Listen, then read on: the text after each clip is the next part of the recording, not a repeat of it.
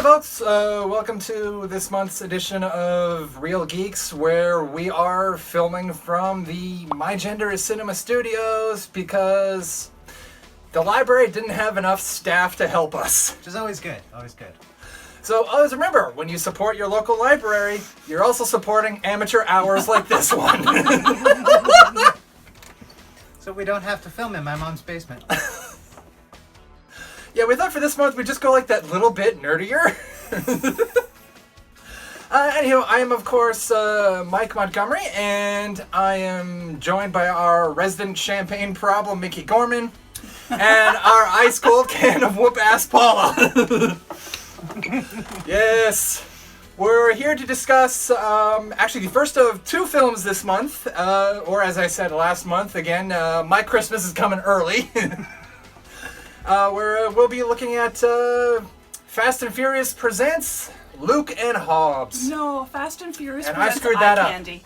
Eye Candy. Eye candy. Or, as I meant to say the first time, Hobbs and Shaw. So, the plot of Mission Impossible 2... No, wait, hold on. The plot of Hobbs and Shaw... Look, let's be honest, the two movies have basically the same plot, so yeah, it's easy to get them mixed up. Yeah, it's not a very original film, but we're not here for that. No! What are you saying? Hollywood just regurgitates scripts? Never. Come on. Never. No, that is a never thing that would happen. Every movie that has come out is an entirely original idea, and how did I Totally, get that out with a straight face? So, our super weapon of the film is a super virus, because they've done the technical based apocalyptic disaster, so now we have to do the biological one, referred to as Snowflake, which I applaud them for, actually. It's that name that's just so hilariously wrong. It works best coming out, like, when it's first identified. I believe it's first identified by Ryan Reynolds. And so it makes sense there, where he has that, like, dramatic buildup and then goes, Snowflake. It's like, yes, perfect, wonderful, cut, print, I don't care. So, the film starts with Vanessa Kirby's character, and I applaud myself because I think this is the first time I've actually remembered her name without trying. Yay! Hooray. Leading an MI6 team to retrieve this virus before it can go up at an auction at the essentially terrorist black market of the week. The mission in and of itself is a success. After the mission, however, not so much. Yeah. Because it's at this point where Idris Elba shows up with what might be the greatest villain introduction ever. Totally. It's pretty damn And it has good. nothing to do with the black leather. Well, I mean, that's going to depend on who you ask, let's be honest. But it adds upon. It's a great steak that happens to be really well seasoned. That's what the black leather is. Seasoning and a very lovely steak all on its own. Yes. So it's the line you see in the trailer where Eddie says, "Who the hell are you?" And Elba, as Brixton, just goes, "Bad guy."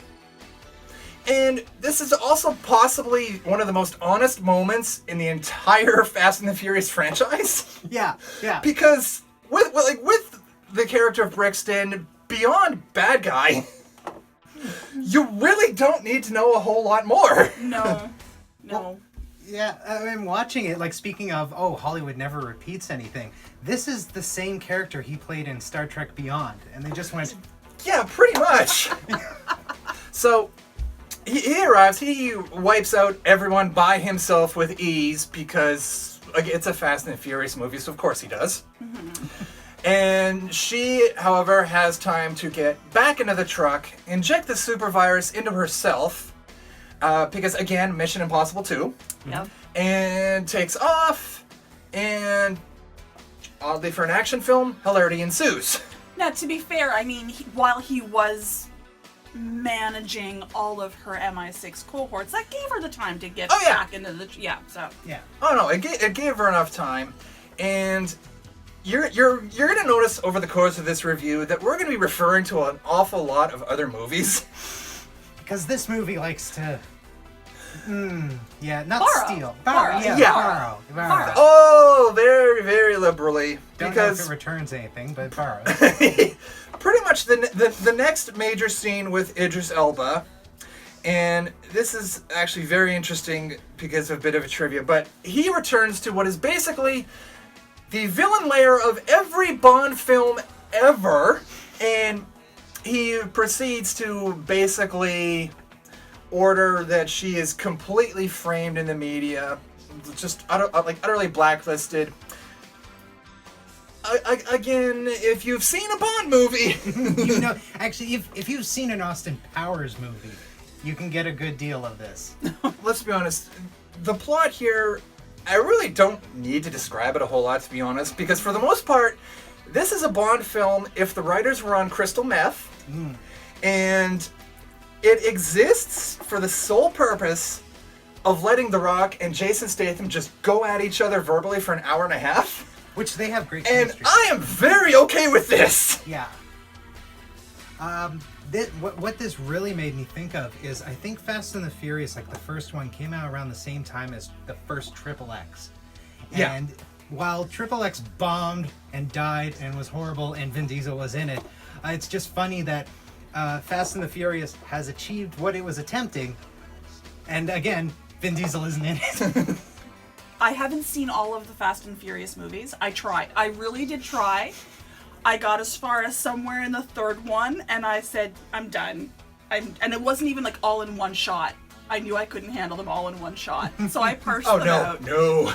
And I love action movies. Yeah. I love action adventure movies are my guilty pleasure. Shoot 'em up movies are my guilty pleasure. I couldn't get through it. So I stopped at 3, and the only reason why I watched this one is because of all the eye candy. I will freely admit that that's where my brain goes. But I enjoyed it. I did enjoy it. It wasn't a total throwaway. Oh. So I don't know at what point in time the franchise got better. Well, the ironic thing here is, in all honesty, it was right after 3. Oh, okay. So I should just cut 3 out and start with 4? Oh, yeah. No, Okay. I was just sitting here like, I should have warned you. Skip 2 and 3. Now you tell Just me. go. Yeah, you tell me. You go 1 and then 4. We pretend 2 and 3 don't really exist. Yeah, because those were really bad. And like chronologically, okay, From what I understand, you are supposed to jump around. Yeah, 3 occurs before 7 or 6 or something like that. But like just before, and you're supposed to actually slide it in there or something. Yeah. I don't. I've only seen like the only previous Fast and the Furious I saw was Too Fast, Too Furious, which again, piece of shit. Oh. Trying to be It's super so- yeah. serious race car. I have, Bullshit. as an intelligent woman, I have a lot of problems with this franchise. Can I just leave it at that? And that'll be carte blanche explaining everything with my issue with these movies. That would be an extra long episode of just going through the list. Exactly. Like the TNA aspect of it just alone was bothersome. Yeah. I'm thankful that this doesn't have the TNA aspect of it. Or There at was least one, not the as much. weapons dealer was in lingerie the whole time. Well, It's just like, and I'm sure that there Okay. is fashion tape between her skin and the fabric. Just Basically. yeah. But I mean, it wasn't overt. She didn't have the No. Daisy Dukes, you know. So And, well, I think with that, we're going to go straight from general thoughts into the spoilers. And so we're going to put the spoiler warning right here because as much as I'm going to say, in your defense, continuity in this franchise means nothing. continuity, what now? But at the same time, the interesting thing is, they do actually use this movie to kind of go back and fix the problems with the Deckard Shaw character. okay. Because he was not originally a rogue MI6 agent. So Statham's in more of them. Yeah. Okay. But well, like, he's a villain. They work by Goku logic in this series. So like, if you face a villain in the next episode, they're going to be your friend, like your accepted ally, and then the next one they're your friend, and then they're family.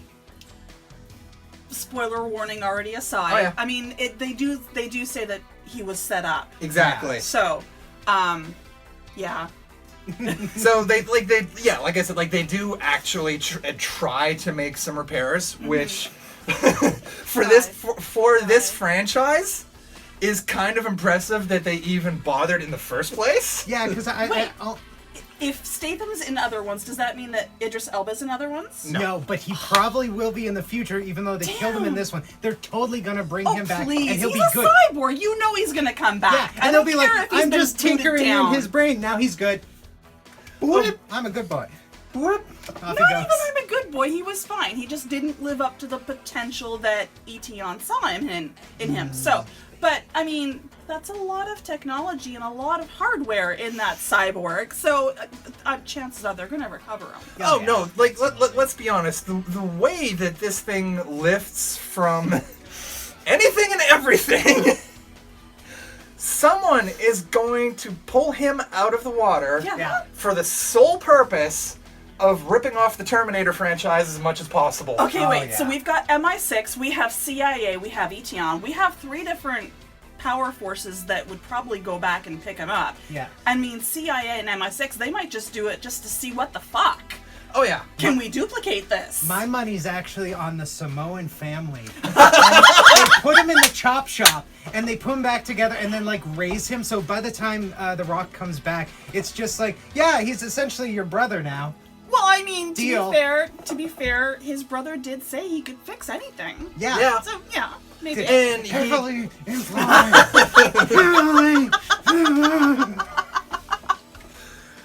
when you consider the simple fact that apparently he can fix a recovery system for a virus that he, With 3D printers. Yeah. Where did he get the specs? Were they available Yeah. online?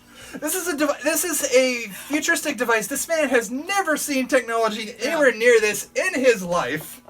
To be fair, that family is magic because during the great climax with the helicopter, my problem isn't with trying to hold the helicopter with the trucks. I accept that as naturally stupid. My problem is that they just throw hooks and they land perfectly, and then we attach another one, and they blindly throw another hook. Fuck yeah!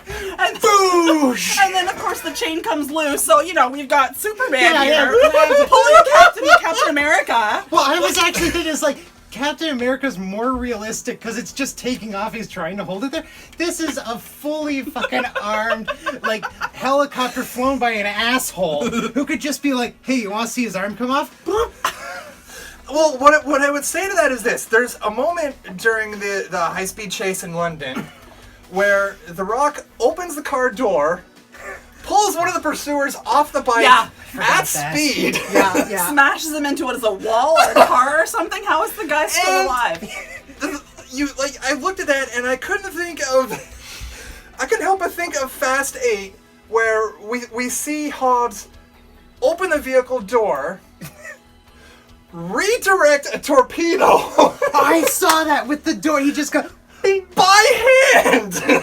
Oh, for crying out loud. And, like- this is like in a chase scene in the Arctic with a nuclear submarine and like trucks and dune Okay, buggies. so this whole franchise is just there for the the male appreciation. They're penis movies. Never mind dick movies. They're penis movies. No, exactly. They are playing with Hot Wheels when you're 4 and going and throwing it across the room. Yeah, That would be basically. where Ryan Reynolds comes in. But yeah, you're right. The chemistry between... Oh, we have Dwayne "The Rock" Johnson, we have Jason Statham, we have Vanessa Kirby, who I adore. Yeah. We have Idris Elba, we have the uncredited Ryan Reynolds, who he's not listed in the IMDb for this movie, but it's on his own. Yeah, when you mentioned in our group chat an uncredited cameo Yep. from an actor that we all love, I go onto the movie's IMDb, and the only uncredited person I see who could possibly be the actor in question is Kevin Hart. And we don't love And him. I'm sitting there going, I have questions! And my response was, who's Kevin Hart? But I also have to say that as much as this is obviously a guy movie in every way. Yes. Yes. But at the same time, it's not exactly as if the women have been left out. No, it's a no, modern because guy they movie. have eye candy for Yes. us. Yeah. There's eye candy for the women in the audience. I feel and Vanessa Kirby's not dim. Yeah, No. she's competent. She's never at any point like scantily doing anything. It's God's no. sensible outfits and capable. Okay. Yeah, And her fight scenes made sense. totally. Yeah. And she's got legs for days. Well, yeah. I mean, yes, legs for days. But on the other hand, a lot of her fight scenes, there's like a lot of holds. It's not just like endless kicks. It's moves that, for someone of her build, make sense. Yes. Shock Because- them, disarm them, get them on the floor, put her leg around their neck. It works. And asking them if they're new to the job first. I love that. I love that. What a way to disarm them. Are you new? You seem new. Oh yeah, like it's that calm. Are you new here? You seem like this is your first week, and you're in the audience going, "Oh, we know what's coming next." Yep. You poor boy. Okay, bye. Yeah. Oh, yeah. And of course, seeing Queenie, that would be Helen Mirren. Yeah. Seeing Queenie and then seeing Statham and his character, and you're like, okay, I can kind of see the mother-son thing. But then Vanessa comes in, and it's just, oh, Yep. Yeah. that's totally a mini-me. So they did really good on that. I loved the casting. I loved the chemistry. No, and if you don't see it during the movie itself, one of the stingers is the three of them together, and there's a point where they turn and look at the camera. If you don't see it then, I'm sorry, you are blind. They definitely are like working on a script of those three, and it's just I would hope. We're gonna I do would It hope. would kind of be cool to see just Oh, yeah. just the three of them on an offshoot. that kind of level of ridiculous destruction, but in like the quaint English countryside. Yeah. Yeah. And like, especially where, if nothing else, the simple fact that anytime Kirby and Statham are together, they're stealing from the Oceans franchise Yes. so much. Well, it's not like it's doing anything anymore. To get back to Hobbs and Shaw, there is one thing that we haven't hit yet, which needs to be mentioned. Luke Hobbs' mother. Yes. Fantastic actress, terrific performance. That's another. So much of these films, and this film in particular, seems to be like just setting up next films. Yeah. And so we're going to get the English one, but we're definitely going to get like big old Samoan Hobbs family adventures, and they have so many kids that they can just peel off into whatever. Just give Roman Reigns a film. I don't know why. Just the fact that the woman who plays The Rock's mother is just out Samoans everyone. She's good with a slipper. When she threatens to beat them all with a slipper, and you see these, it's just an army of like 6-foot-something muscle men, and they all go, "Ooh." Well, I mean, considering that we see one of her shoes connect with somebody, so we've already got it established that she's got good aim. Quite good So- at it. They're probably used to being hit with her shoes. Yeah. Like there's a few parts where. Yeah. Yeah. Oh, you mean the helicopter crash? The helicopter crash, like just that whole section. Again, where all pretty the much been vehicles- done in a yeah, previous movie. Yeah. But the overt blatantness of it, of like these dune buggies that these guys built in a chop shop in the middle of nowhere are perfectly capable of surviving these explosions, and so are they. But these brand new, heavily armored SUVs, paper. Doesn't matter. Well, you know, there's a reason why Hobbs Custom Jobs has a lot of good clientele, because they make shit to last. And Where are you getting this work done? Oh, it's some like garage in the middle of the Samoan jungle. It'll be fine. Don't worry. They'll deliver it by Tuesday. I don't know if y'all caught this, but the product placement. That was so weird. Like there were points where the camera would just blatantly go to The emblem. a Pepsi logo or the emblem on Statham's McLaren car, which actually, as I understand it, that 3 seats in a row design is actually like the original design for that brand of car. They went to a more standard design for a while, but I think his is like an anniversary edition. Gotta push it. Push Look, I live on IMDb trivia, okay? And like that was one thing. I've done enough Michael Bay movies to survive that. And that's what it made me think of. That last, not the last Terminator, but Transformers. Yeah. That occurred in China, and they constantly did the shots of that like coconut milk drink. That you can't get here. It's a Chinese like product placement, but it was so overt constantly that's immediately what I thought of. But the fact that they gave that same overt product placement to Hobbs Customs was just kind of amazing.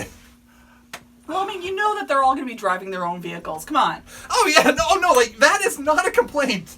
I did like the overt. Just every time a new car would join that line, they just say like Chevy, Buick, and after each one would go Chevy, Hobbs Customs, Buick, Hobbs Customs, but also speaking of like the vehicles in this film, Brixton's motorcycle. Oh, I love that. It was even cooler than the Bat Pod. I have been calling for this franchise to cross over with the Transformers for so damn long that literally the first time Brixton's bike comes on screen and you see the way it moves, First you of all, see the way the fact that it pilots itself. It's driverless, yeah. Yeah. The sound effects that they use with it that I swear I actually heard in a Transformers movie. And there are some moments when it does things where it changes shape. When it goes under the truck is the first time you see it. Yeah, or when he does that weird roll thing to get back on it, and it like slides down, and they both come up at some point, and it's like something just happened. I don't know how. Well, I mean, he is a cyborg, so maybe he's connected to the vehicle. Yeah. One would assume. Maybe. But like either way, I had first of all, I watched this with a friend, and pretty much every time this thing is on screen, I just leaned over to her like, I am just waiting for this thing to actually goddamn transform. And I'm also in the back of my mind going, oh, you fucking cock teases. Oh God! Imagine if there had been a post-credit scene where, all right, Idris Elba, his body is dead, but his brain is in the bike. Can we start calling it Kit? Yes. I mean, like, final thing before we go into ratings, like, just the simple fact that as much as we've veered away from this movie to other franchises repeatedly, like, you can plug, especially this film, into, like, this is the most headcanon film to ever headcanon easily. in the history of cinema. Easily. No matter what insane story idea Tumblr comes up with, it will make sense. And that alone is a beautiful thing. And like, not only that, we've mentioned the chemistry between Hobbs and Shaw, who are possibly the greatest buddy cop pairing since Lethal Weapon, Tango and Cash, take your pick. Like, since anything in the 80s. Yeah. And the fact that their idea of pranking each other involves special screenings at airport customs and SWAT teams is, on the one hand, so very wrong. But on the other hand, kind of perfection. Yeah, the level of it is just wonderful, and that I guess is like everything that is good about this film is simply because at no point were they like, should we tone it down? And if you ask that question, first someone slaps you, then you get fired, then they go back to the source and they crank it up more. I mean, well, like I said earlier, this is a Bond movie on crystal meth. Like, there is no better way really to describe this than that. As much as some of the more recent Bond movies try to tone it down and go more realistic. Yeah, this one said, hey, do you remember Die Another Day? Let's make that look tame. I didn't know that Bond could be done realistic. It's relatively toned down. The Daniel Craig stuff is Yeah. so relatively toned down. Okay then. Yeah. If you go back and watch like Pierce Brosnan and especially Roger Moore. Oh yeah. Oh no, like this is Roger Moore era Bond. Oh my God, yes. If that was completely unrestrained. So, ratings, take 2. Yay, technology. And I have no problem being utterly open about that because it's not like it's the first time we've lost footage. Okay, first time outside of a Marvel movie, but still. So, anyway, in terms of ratings, I'm gonna be giving it a 4 out of 5. As I previously mentioned, the movie does pull from previous films in the franchise a lot, and like that's not necessarily a bad thing. It's just one of those things where, for me, just because I can see it so readily, it's a little distracting.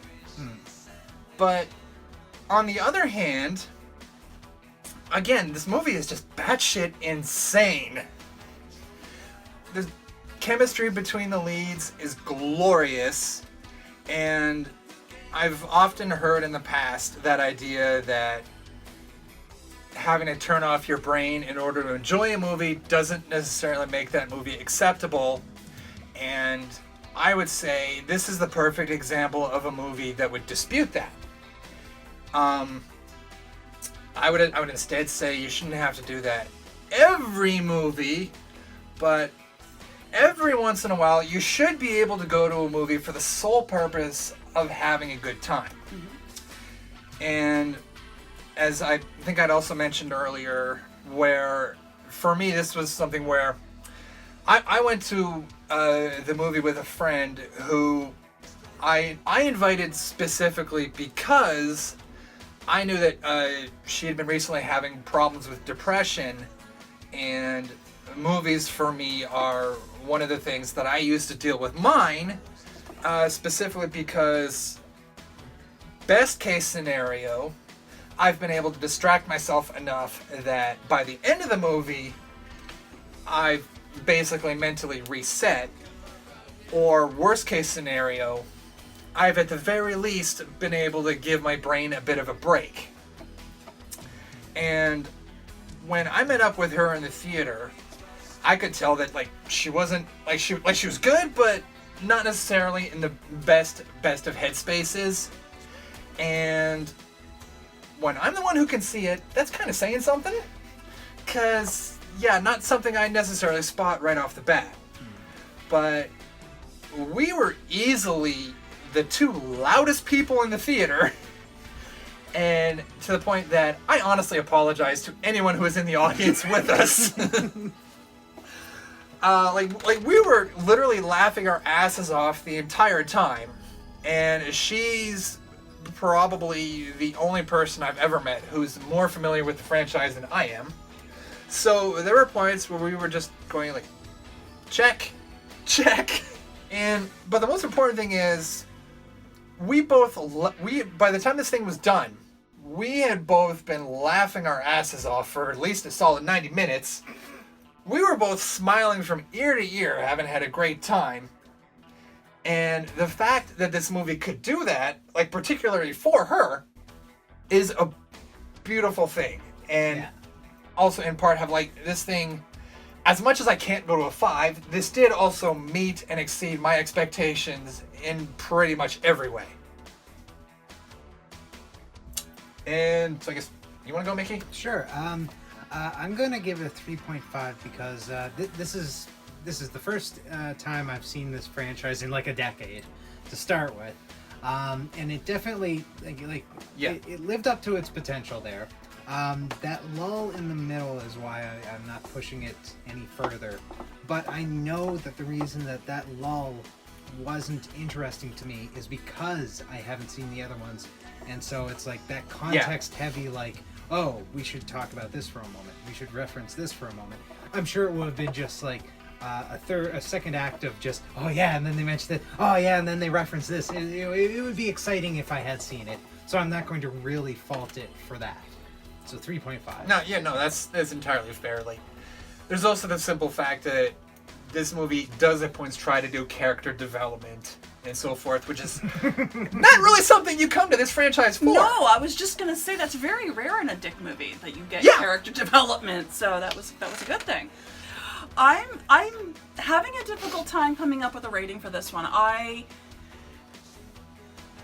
Having seen again 2.5 Fast and Furious movies, I went in with kind of low expectations for the movie itself, but the cast, I love Idris Elba, and I like Vanessa Kirby. Jason Statham is one of my guilty pleasures. So I had higher expectations because of the cast. Yeah. Seeing Helen Mirren just jumped that right up. I wasn't expecting to see her. Seeing Ryan Reynolds, okay, so now we're getting into a good frame of mind for this, okay. Did I enjoy the movie? Yes. I very much enjoyed it, surprisingly so. I laughed. There were a few places where I'm like, but it wasn't because I was lost because I hadn't seen the other movies. It was just, again, what did I just miss? Or like the guy, the voice. Yeah. Some of his speech was garbled, so I'm trying to figure out, backplay in my mind, what did he just say? What did I just miss?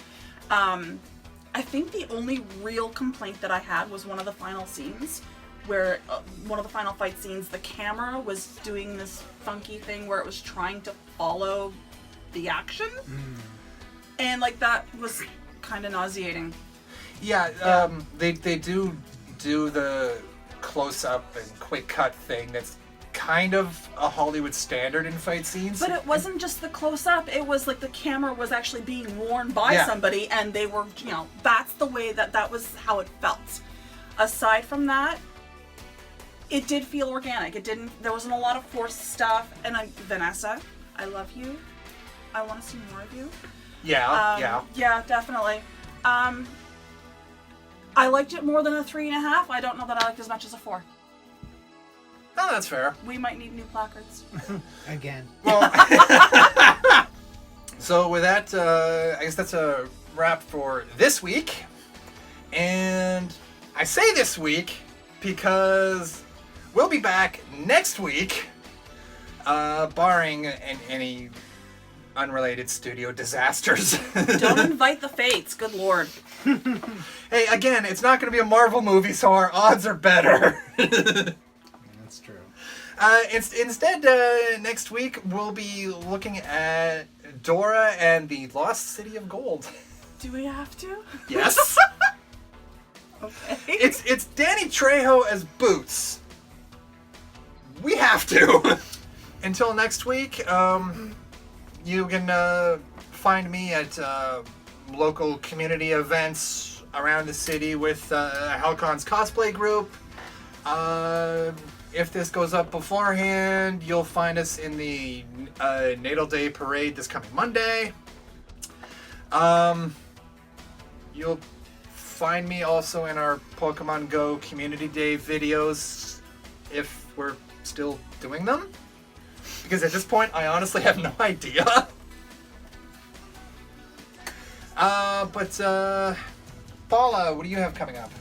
The 11th I have an event with Independent Living Nova Scotia. It's the Art of Independent Living. So there's a whole bunch of artists and vendors and crafters and whatnot that are going to be there. That's going to be at Historic Properties, the Alexander's, the wharf there. Okay. The market. So that's the 11th from 2 until 3. It's a very short event. Decaf is on my list, but I've been waitlisted, so I'm waiting to hear back from them. And that's the 18th. And that's it for this month. Alrighty. I always forget about Decaf. I need to go this year. I even have like a coffee holder from Decaf somewhere around here. You've got and that paper one, there. Yeah. I love the designs. As for where I am, in my basement. Yesterday I released a video on my Gender is Cinema talking about the hate mail that Joan of Arc used to write to people. Okay. Yeah. I need to see that just for the sheer what? Yeah. She bitch hated people, and she used to send them letters being like, "I'm going to kill you. I'm going to kill you." Okay, yeah. Yeah. Oh, yeah, that honestly sounds amazing. But with that, we'll see everybody next week, where I already know that I am going to be arguing the science of a joke in the Dora movie that I can discount based on personal experience. Oh my. It's as insane as it sounds. Yo soy impresivo. So stay tuned for that, and see everybody next week.